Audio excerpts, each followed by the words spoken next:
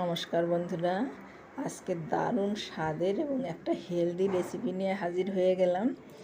সজনে ফুলের সিজন, আর সজনে ফুলের কোনো রেসিপি করব না তাই কি হয়।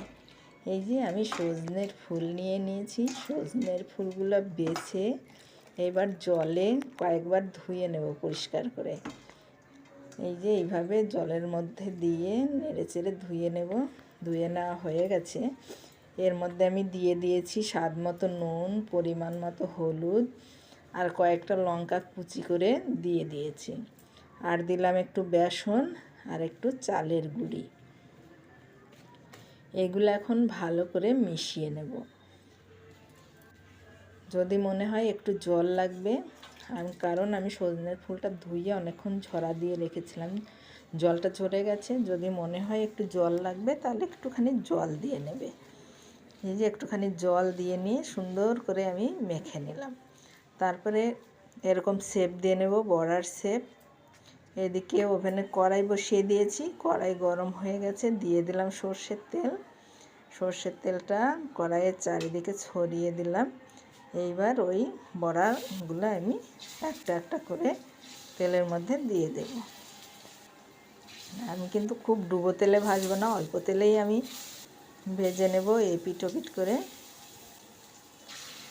হিটটা আমি মিডিয়াম টু লো হিটে রাখবো, নাহলে ভিতরটা ভাজা হবে না। এইভাবে বেশ খানিকক্ষণ ভাজার পরে এবার আমি উল্টে দেব। এই যে এরকম করে আমি উল্টে দেব।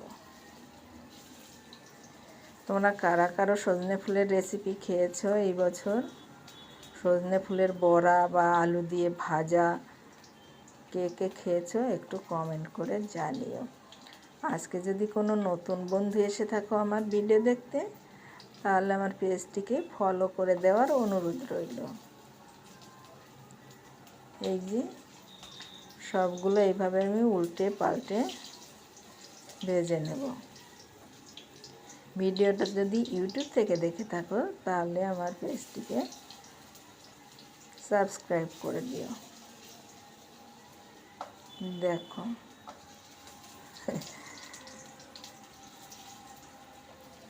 সজনের ফুলের বড়া আমার কিন্তু খুব ভালো লাগে। তোমাদের কার কেমন লাগে একটু কমেন্ট করে জানিও। বড়াগুলো আমার ভাজা হয়ে গেছে, দুবার করে এপিট ওপিট করে উল্টে দিয়েছি। এইবার আমি তুলে নেব। দেখেছো কেমন শব্দ হচ্ছে, মুচমুচে হয়েছে, তার জন্য এরকম শব্দ হচ্ছে। এই দেখো কেমন মুচমুচে হয়েছে এবং ভিতরটা সফট, এবং ভিতরটা সুন্দর ভাজাও হয়েছে, সিদ্ধ হয়ে গেছে, মানে কুক হয়ে গেছে। থ্যাংক ইউ সবাইকে।